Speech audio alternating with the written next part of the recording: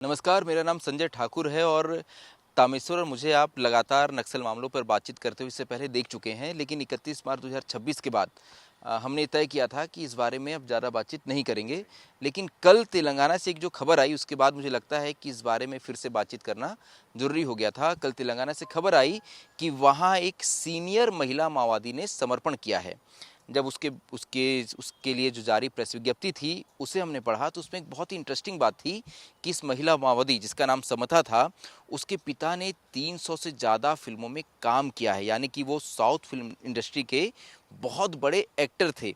तो सोचिए, एक 300 से ज़्यादा फिल्मों में काम करने वाले साउथ फिल्म इंडस्ट्री के एक बहुत बड़े एक्टर की दोनों बेटियां जो है वो बहुत सीनियर महिला माओवादी थी। 40 सालों से ज़्यादा उन्होंने नक्सल संगठन में काम किया और अब उसने समर्पण किया है। तो मुझे लगता है कि इस बारे में बात करना तामेश्वर ज़रूरी हो जाता है। यही वजह है कि आज एक बार फिर से तामेश्वर और मैं आपके साथ हैं और सवाल जवाब का दौर शुरू करते हैं। माइक फिर से तामेश्वर के हाथ में होगा और जो भी कुछ इस बारे में हमने अभी तक देख पाया, समझ पाया, उस बारे में बातचीत करते हैं।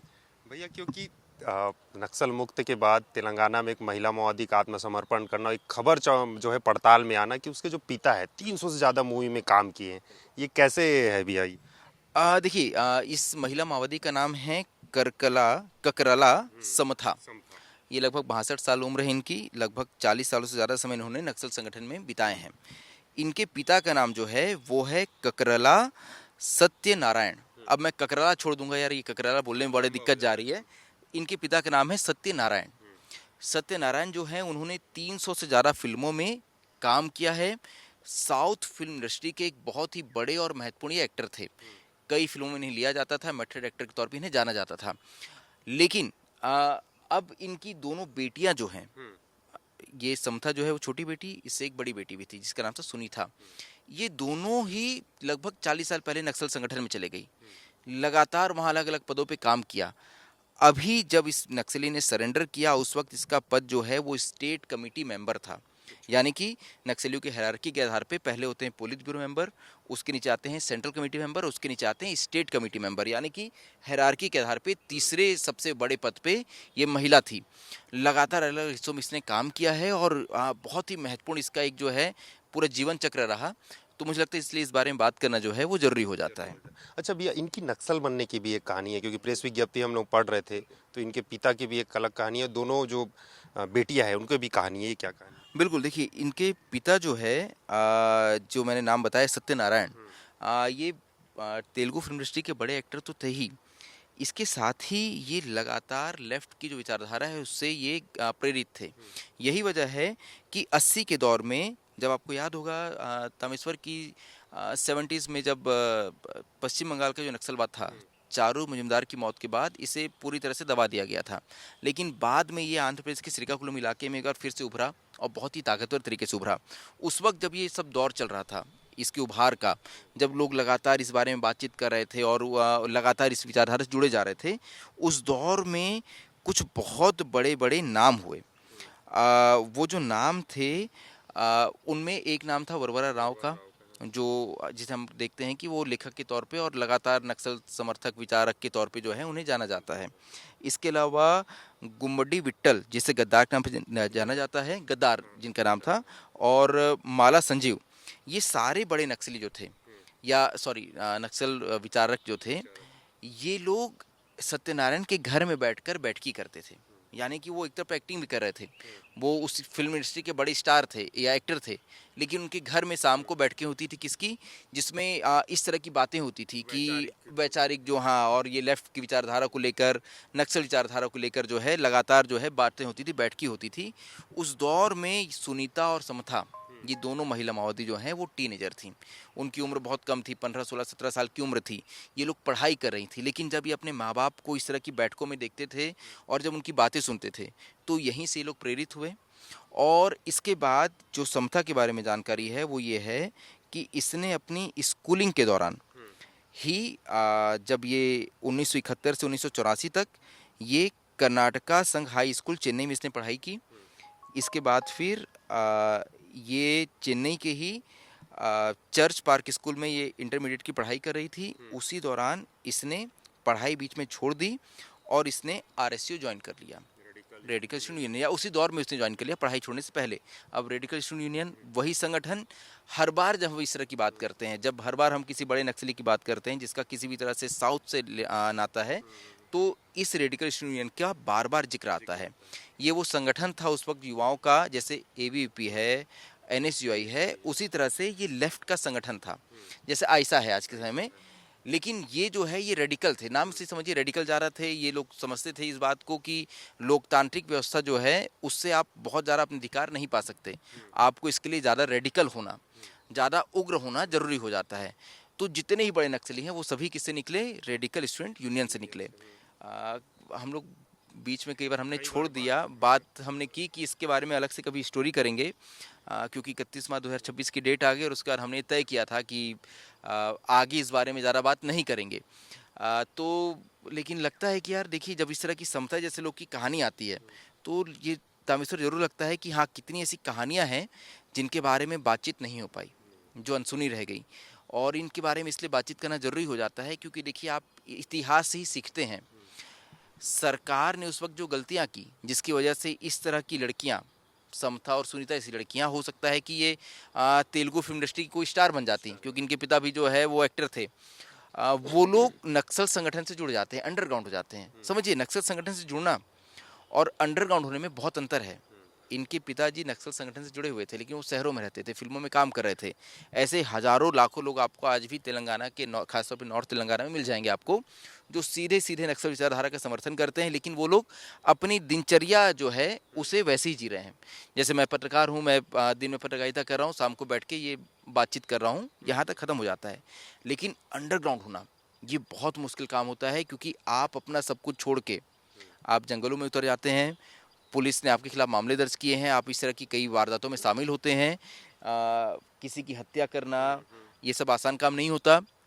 ऐसे में आपके लिए वापसी के रास्ते लगभग बंद हो जाते हैं, और एक बात तो तय हो जाती है कि पुलिस की एक गोली आपके लिए उस समय अलग से रख दी जाती है कि आपके हिस्से में वो गोली तो आएगी ही आएगी। तो ऐसे फैसले लेना ये काफ़ी जो है मुश्किल काम था। लेकिन सत्यनारायण की पत्नी और सत्यनारायण ने अपनी दोनों बेटियों का समर्थन किया। उन्होंने बोला कि हाँ, आप जाइए, नक्सल संगठन का हिस्सा बनिए, अंडरग्राउंड होइए, इस लड़ाई को जारी रखिए। तो सोचिए कि उस दौर में आखिर इनके दिमाग में क्या कुछ चलता होगा कि वो इस लड़ाई को भी बहुत सही मानते थे और अपनी बेटियों को भी वहाँ भेजने को तैयार थे।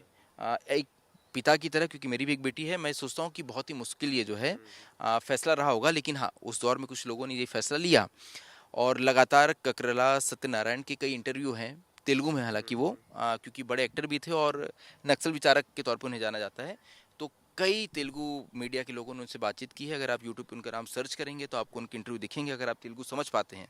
खैर, आजकल तो ट्रांसलेट करने के भी ऑप्शन होता है, तो आप देखिए तो वो लगातार इस बात का समर्थन करता है कि उनकी बेटियाँ ठीक राह पे हैं। 2021 में उनकी माँ का देहांत हुआ, समथा की। तो उस समय बहुत ये खबरें बनी, क्योंकि ये बड़ी वहाँ की विचारक थी, और इसके अलावा जो है इन्होंने अपनी आँख और शरीर जो है डोनेट किया था। तो उस वक्त जो वेणुगोपाल राव, जिन्हें सोनू के नाम से हम जानते हैं, जो अभय के नाम पे प्रवक्ता के तौर पे काम करते, जिन्होंने गढ़चिरौली में समर्पण किया, उन्होंने एक पत्र लिखा था। उसमें समता का भी जो है, समता ने भी हाँ अपना एक नोट लिखा था। उसमें उसने कहा था कि हम इस संघर्ष में इसलिए आगे बढ़ पाए क्योंकि हमारी माँ ने हमारा समर्थन किया। तो ये बताता है कि ये लोग कितने अधिक मोटिवेटेड थे इस विचारधारा को लेकर। तो फिलहाल इस बारे में और आगे बात करते हैं। कोई और? अच्छा, ये सवाल अगला है भैया मेरा, क्योंकि जब इन्होंने नक्सल संगठन ज्वाइन किया तो काफ़ी जगह इन्होंने फिर काम भी किया है। हम जब पढ़ रहे थे, उत्तर प्रदेश, उत्तराखंड, गुजरात, फिर बस्तर, फिर तेलंगाना वापस आ गए। इसके बारे में ये देखिए कितना महत्वपूर्ण है। आप ये सोचिए कि नक्सलियों ने जब ये अपने पीक पर थे, खासतौर पे 2004 के बाद जब पीडब्ल्यूजी और एमसीसी का विलय हुआ, तो ये जब अपने पीक पे थे तो इन्होंने अपना विस्तार बहुत ताकतवर तरीके से किया। उस वक्त इन्होंने एक 3U बनाया था, 3USAC। अब 3U का मतलब क्या था? 3U का मतलब था उत्तर प्रदेश उत्तराखंड उत्तर बिहार स्पेशल कमिटी। उस दौर में वहाँ की समस्याओं को लेकर इन्होंने अपने पैर वहाँ जमाने की कोशिश की, और ये लगातार ये चाहते थे कि हमारा विस्तार अलग अलग इलाकों में हो, ताकि संगठन तो मजबूत हो ही, इन्हें छुपने के लिए नए नए शेल्टर मिल पाएँ। तो इसकी जब हम लाइफ के बारे में पढ़ते हैं समता की, तो देखिए समझ आता है कि एक लड़की जो चेन्नई में पढ़ाई कर रही थी, जिसके पिता उस वक्त फिल्मों में एक्टर थे, वो अपनी स्कूलिंग के दौरान ही रेडिकल स्टूडेंट यूनियन से जुड़ती है और उसके बाद वो नक्सल संगठन का हिस्सा बन जाती है। इसके बाद ये अंडरग्राउंड होती है, इसके बाद इसकी लाइफ कैसे आगे बढ़ती है, इसके साथ जो है ना बहुत सारी कहानी आएगी, तो हम उस पर आगे जाते हैं। तो 1985 में इसने women wing of Vishakha district committee जो है सीपीआईएमएल की, उसकी ज्वाइन किया, जो महिलाओं को इनका विंग था विशाखा एरिया कमेटी में, विशाखा डिस्ट्रिक्ट में, ठीक है। इसके बाद 1991 में इसे एरिया कमेटी मेंबर के तौर पर प्रमोट किया गया और हैदराबाद सिटी में ट्रांसफ़र किया गया। हैदराबाद सिटी में भी उस वक्त नक्सली जो है वो बहुत मजबूत हुआ करते थे, और इसका अंदाज़ा आपको इस बात से लगेगा कि 1991 में ही जब इसे एरिया कमेटी मेंबर बनाया गया, इसने शादी की थी मेकला दामोदर रेड्डी से, जिसे मदन्ना के नाम से भी जाना जाता था। मदन्ना उस वक्त हैदराबाद सिटी कमेटी का सेक्रेटरी था।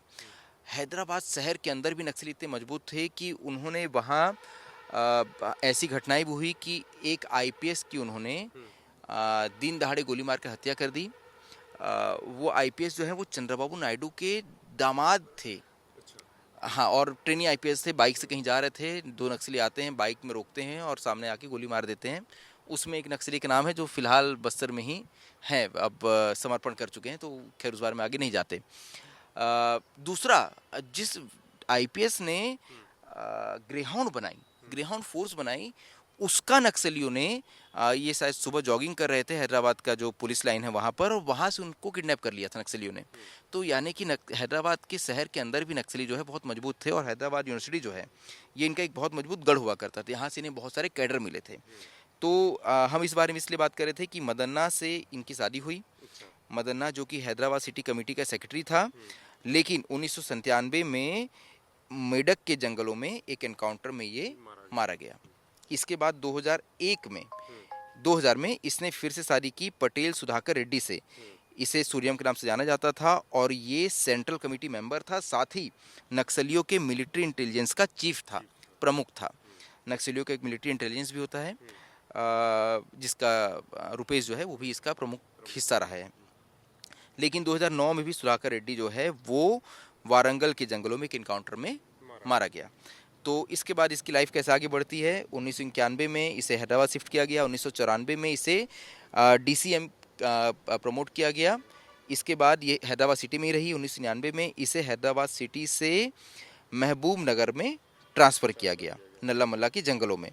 2002 में इसे नल्ला मल्ला के जंगलों में ही प्रमोट करके स्टेट कमेटी मेंबर बनाया गया। 2005 में इसे 3USAC में ट्रांसफ़र किया गया, जिसके बारे में 3U की मैं बात कर रहा था कि उत्तर प्रदेश, उत्तराखंड और उत्तरी बिहार का जो हिस्सा है वहाँ पर नक्सलियों ने एक अपना स्पेशल एरिया कमेटी बनाया था, जैसे कि एमएमसी इन्होंने बनाया था, उसी तरह की एक कमेटी जो है वहाँ उन्होंने बनाई थी। और उस वक्त जब मैं एमएमसी के जो प्रवक्ता थे अनंत ना, विकास नागपुरे, जब मैं उनसे बात कर रहा था तो उन्होंने एक बहुत इंटरेस्टिंग बात बताई कि गुजरात में भी नक्सली अपने पैर जमाने की कोशिश कर रहे थे, वहाँ भी उनकी एक दल जो है वहाँ काम करता था। अनंत खुद वहाँ जा चुके हैं, और ये किस्सा जब वो बता रहे थे तो मैं बहुत चौंक गया कि सोचिए कोई गुजराती नक्सली जो है अगर आपको नज़र आ जाए, होता नहीं, आमतौर पे व्यापार करने वाले लोग हैं, तो गुजरात में भी वो अपनी जो है कदम पैर जमा रहे थे, और वहाँ के जो मजदूर इलाके थे वहाँ पर। आगे जब इस कहानी में बढ़ते हैं आप समथा की, तो आप वहीं पहुँच जाते हैं। 2005 में जब इसे 3USAC में ट्रांसफ़र किया गया तो वहाँ नारी मुक्ति संघ जो है वहाँ पर ये काम करती रही। 2007 तक ही ईआरबी में रही, क्योंकि वो ईआरबी के अंदर आता था, ईस्टर्न रीजनल ब्यूरो के अंतर्गत आता था। 2007 में इसे बिल्कुल नए तैयार गोल्डन कॉरिडोर कमेटी GCC में शिफ्ट किया गया। अब गोल्डन कॉरिडोर कमेटी, ये समझिए, ये शब्द से आपको एक बात समझ आएगी कि एक गोल्डन कॉरिडोर है गुजरात से लेकर मुंबई के बीच में, क्योंकि बहुत सारे व्यापारिक प्रतिष्ठान है वहाँ पर, बड़े उद्योग हैं, इसलिए वहाँ बुलेट ट्रेन भी चलने वाली है। तो नक्सलियों ने भी वहाँ एक गोल्डन अपॉर्चुनिटी देखी, क्योंकि जब कहीं उद्योग होंगे तो वहाँ मजदूर भी होंगे, और जब वहाँ मजदूर होंगे तो उन्हें एक मौका मिलेगा अपनी बात वहाँ रखने का। यही वजह है कि इन्होंने एक गोल्डन कॉरिडोर कमेटी बनाई, जो कि अहमदाबाद, गुजरात और पुणे के इलाके में सक्रिय थी। यहाँ उसने 2008 तक जो है, इसने 2008 से काम किया 2009 तक, और ये वही दौर था जब अनंत भी जो है वहाँ गए थे। तो मुझे लगता है कि अनंत से समथा के बारे में बात की जाए तो इनके बारे में बातचीत जो है उसमें काफ़ी कुछ निकलेगा कि कैसे ये लोग जो है उस इलाके में काम कर रहे थे, और वहाँ आखिर क्यों ये सफल नहीं हो पाए, क्योंकि वहाँ कभी नक्सलियों की बहुत मजबूत कमेटी जो है वो तैयार नहीं हो पाई थी। अब सोचिए ना, गुजरात के लोग जो है जो व्यापार करना जानते हैं, उनको आप बंदूक पकड़ा के आप बोल रहे हैं कि आप आइए क्रांति करिए, तो बड़ा मुश्किल हो जाता है। देखिए एरिया एरिया का असर पड़ता है, हर जगह क्रांति निकल के बाहर नहीं आती है। तो इसके बाद 2009 में इसे गोल्डन कॉरिडोर कमेटी से वापस भेज दिया गया DKSZC यानी कि बस्तर। बस्तर जिसे हम दंडकारण्य स्पेशल जोनल कमेटी के नाम से भी जानते हैं, जो नक्सलियों के दिए हुआ नाम था। यहाँ इसे CC स्टाफ के तौर पे भेजा गया। यहाँ आकर के इसने देश के सबसे बड़े नक्सली गणपति के साथ एज अ स्टाफ के तौर पे काम किया। ये तब उस वक्त गणपति जो है जनरल सेक्रेटरी हुआ करता था, और 2015 तक ये माड़ के इलाके में ही सक्रिय रही, जब तक कि गणपति जो है वो पोलित ब्यूरो मेंबर रहा और जनरल सेक्रेटरी रहा। इसके बाद फिर इसे शिफ्ट कर दिया गया साउथ रीजनल ब्यूरो एरिया में, SRB, और वहाँ का जो अर्बन एरिया जो है वहाँ इसे वुमेन इशूज और इंटेल प्रोपोगंडा के काम में लगा दिया गया। वहाँ ये प्रमुख बनी। दरअसल महिलाओं की संख्या नक्सल संगठन में बहुत ज़्यादा थी, लगभग 40% महिलाएं थी। ऐसे में उन संगठन में ज़्यादा नक्सली इसलिए जुड़ पाई, ज़्यादा महिलाएं इसलिए जुड़ पाई कि नक्सलियों ने लगातार महिलाओं के मुद्दों को उठाया। वो उनके इशूज़ पे बात करती थी और इनके बहुत अच्छे तरीके होते थे। इनकी खास तौर पे चेतना नाट्य मंडली जो है उसने कई ऐसे सांस्कृतिक कार्यक्रम तैयार किए, जिससे उस इलाके में महिलाओं को ये बताया जा सके कि हम ही आपके लिए मतलब ऐसे हैं कि हम ही आपका उत्थान कर सकते हैं। हालांकि ऐसा हुआ तो नहीं। शोषण के मामले तो वहाँ भी आए, संगठन के अंदर भी आए। तो खैर, तो ये एक इसकी कहानी है समता की। उसके बाद फिर ये लगातार उस इलाके में सक्रिय रही as a state committee member. इस पे 20 लाख का इनाम था। अब ये समर्पण कर चुकी है, इसे 20 लाख सरकार ने दे दिया है। अच्छा भैया, ये नक्सलवाद में जब नक्सल मुक्त हुआ उसके बाद, उससे पहले कई सरेंडर हुए, मारे गए, कई सारे कैरेक्टर बाहर आते हैं। जैसे ये कैरेक्टर, इनके पिताजी जो है 200 फिल्मों में काम कर चुके हैं, साउथ के एक्टर हैं। ऐसी बहुत सारे हैं, कोई बड़े बड़े यूनिवर्सिटी में पढ़ा है। ये मतलब कैरेक्टर को लेकर भी बात करनी। हाँ, ये तामेश्वर बड़ा अच्छा, मतलब ये बात तो हमेशा होती है कि देखिए जब कोई नक्सली मारा जाता है, समर्पण करता है या फिर गिरफ्तारी होती है, और क्योंकि उसकी कहानी उसके बाद ही पता चल पाती है, तो ये कहानी बड़ी इंटरेस्टिंग है यार। ऐसे लोग नहीं थे कि जैसे कि लगता है ना कई बार कि नक्सली हैं। दर्शक जो होंगे, लोग आम लोग जो इस इलाके से नहीं संबंध रखते हैं, जिनका सीधे तौर पर कभी नक्सलियों से सामना नहीं हुआ है, उन्हें लगता होगा कि यार एक कुछ लोग हैं, उद्दंड लोग हैं, वो सोचते हैं कि यार ये लोकतंत्र कुछ नहीं कर सकता तो बंदूक उठा लो और गोलियां चलाते रहो। ऐसा नहीं था। अब सोचिए आपकी समता या इसकी पत्नी जो है इसकी बड़ी बहन जो है सुनीता, वो 300 से ज़्यादा फिल्म करने वाले एक एक्टर की बेटी है, यानी घर में किसी तरह कोई कमी तो नहीं होगी। लेकिन उसने जंगल का रास्ता चुना, बंदूक का रास्ता चुना। बसवराजू की बात की जाए, जो इनका महासचिव था, जो 21 मई 2025 को अभूजबाण में मारा गया, वो वारंगल यूनिवर्सिटी से उसने जो है इंजीनियरिंग कॉलेज से उसने उस वक्त इंजीनियरिंग की जब मुझे लगता है कि कुल सरकारी सीटें ही होंगी 5-10 हज़ार। उस वक्त उसने बीटेक किया था, और उसके बाद एमटेक करते हुए एक एवीपी के छात्र की मौत हुई, इसमें इसे दोषी पाया गया, बनाया गया, और इसका ये अंडरग्राउंड हो गया।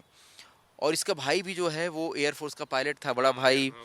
अब हमने बात भी की थी, एयरफोर्स का पायलट था, और वो फिर जब रिटायर हुआ तो वो अंडमान निकोबार पोर्ट का सबसे बड़ा अधिकारी था, और इवन अब्दुल कलाम के साथ भी वो मिल चुके थे, इसके बड़े भाई जो हैं। तो सोचिए कि ये और टैलेंटेड व्यक्ति था। यही वजह है कि नक्सलियों का जो हम देखते हैं कि ये तीर बम चलाने वाले नक्सली जो हैं, ये BGL इन्होंने बना लिया जंगलों के अंदर है कि सीमित संसाधनों में। तो बसवराजू जैसे नक्सलियों का बहुत बड़ा रोल है। हो सकता है अगर वो मुख्य धारा में रहते तो DRDO के बहुत बड़े कोई वैज्ञानिक होते, और देश में कोई मिसाइल जो हमारा प्रोग्राम है उसके एक बहुत बड़े हिस्सेदार होते, अब्दुल कलाम के साथ उसके काम कर रहे होते। तो एक बहुत ये दौर ऐसा था कि बहुत सारे यंग ऐसे चेहरे जो देश के लिए बहुत फ़ायदेमंद हो सकते थे, देश ने उन्हें खोया। और दरअसल इस बारे में बात भी इसलिए करनी चाहिए। कई बार जैसे कि सोचते होंगे कि आखिर इनकी कहानी क्यों सुने। आपको इनकी कहानी इसलिए सुननी चाहिए क्योंकि इन कहानियों से आप सीखेंगे। क्या सीखेंगे? आप ये सीखेंगे कि उस वक्त सरकार ने क्या गलतियां की थी कि इतनी बड़ी संख्या में ऐसे छात्र, ऐसे युवा ये बंदूक उठाकर जंगलों में चले गए। तो कुछ गलतियां तो इसी सरकारों की। इसके बाद आप ये भी समझिए कि नक्सल संगठन ने क्या गलतियां की कि 60 साल के आंदोलन जो है ये एक झटके में अब ये खत्म हो गया। और लगातार नक्सली खुद इस बात को स्वीकार करते आए हैं कि जब हमें बदलाव करना चाहिए था हम अपने आप को नहीं बदल पाए। हर नक्सली इस बात को अब आपको कहता हुआ नजर आएगा कि हमें जब बदलाव करना चाहिए था हमने उस वक्त गलतियां की, जिस वक्त हमें खून खराबा रोक देना चाहिए था हम नहीं रोक पाए। यही वजह है कि आज हम खात्मे की कगार पर हैं। आप जो आज की युवा हैं, क्योंकि देखिए आंदोलन का दौर तो अभी भी चल रहा है ना, ऐसा नहीं कि वो नक्सल आंदोलन खत्म हुआ तो आंदोलन खत्म हो गए।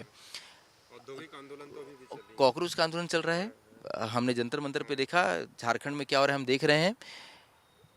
उन युवाओं को भी समझना चाहिए इस तरह के इतिहास को पढ़कर कि हर सशस्त्र आंदोलन जो है वो सफल नहीं हो पाता है और अंत में आपको ये नज़र आएगा कि अहिंसक आंदोलन ही सफल होते हैं और रास्ता तो वही है, अहिंसा ही रास्ता है।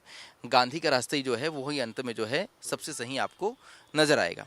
तो ये बहुत ही महत्वपूर्ण ये दौर था। इस दौर में देश ने बहुत सारे बदलाव देखे, नक्सल संगठन ने अपने आप में बहुत तरह के बदलाव किए, हर तरह की सामाजिक परिस्थितियों के आधार पर इन्होंने अपने संगठन में बदलाव किया, उसको बदला, लगातार अपने अंदर ये बदलाव लाते हुए एक वक्त ऐसा आया खासतौर पे 2004 के बाद 2010 के बीच में जब ये 128 जिलों में देश के फैल गए थे।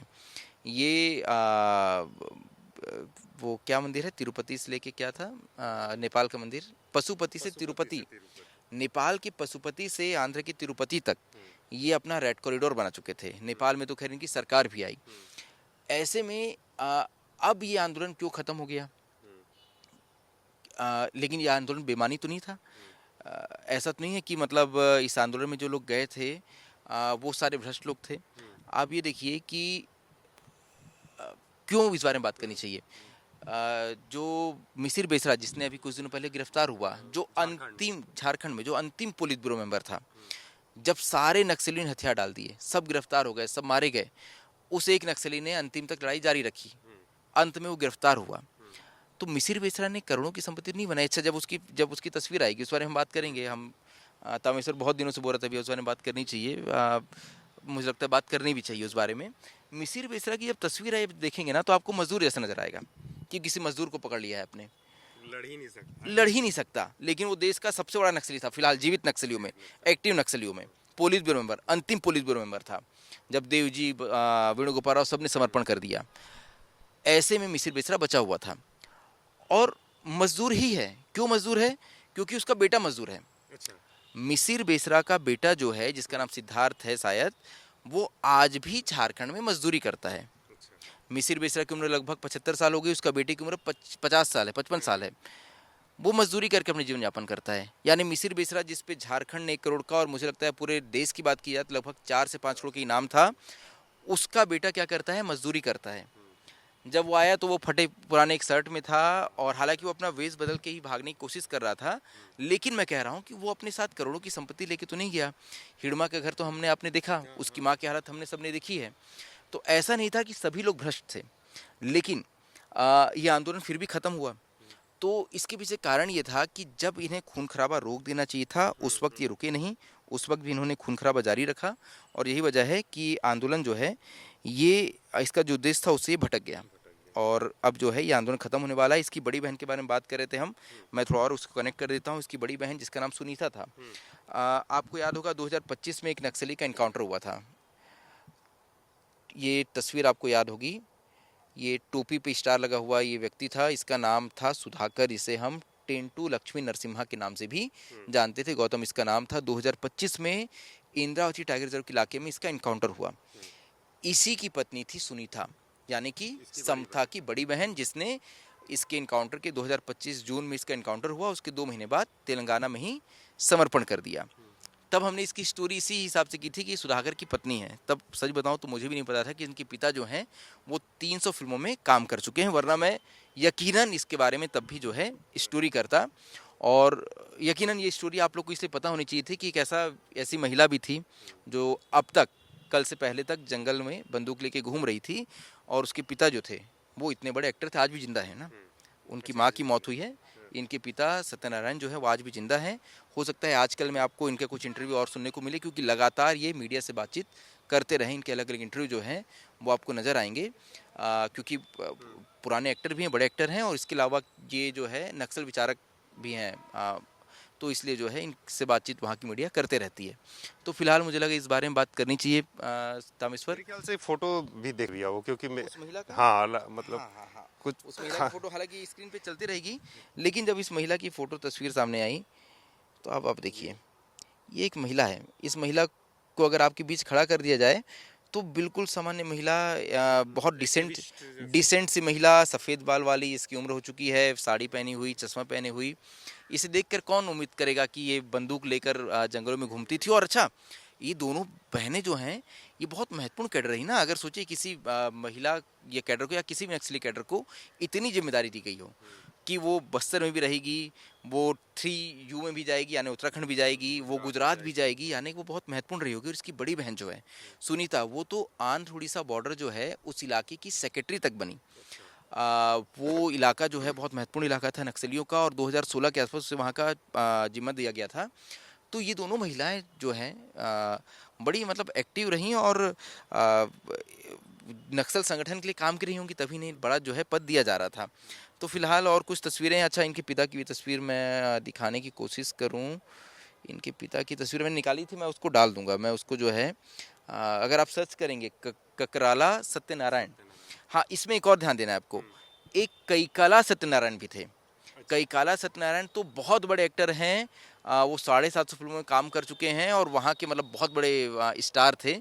तो अब थोड़ा कंफ्यूज मत होइएगा, कैकाला नहीं, ककराला सत्यनारायण आपको सर्च करना है तो आपको इनके बारे में पता चलेगा। तो मुझे लगता है इस बारे में आगे मिसिर बेसरा वगैरह इस सीरीज़ को जारी रखते हैं, और मिसिर बेसरा और बाकी पहले भी बात किया है हमने। बात हमने किया है। और मुझे लगता है कि यार अभी बहुत सारे कैरेक्टर ऐसे आए जिनके बारे में बात करना जो है वो ज़रूरी हो जाता है, और मुझे लगता है इस सीरीज़ को आगे हम जारी रख सकते हैं। ठीक है। तो ये संजय भैया बता रहे थे कि कल जो महिला ने आत्मसमर्पण किया है तेलंगाना में, उसके पिता जो है 250 से ज़्यादा फिल्मों में काम किए हुए थे।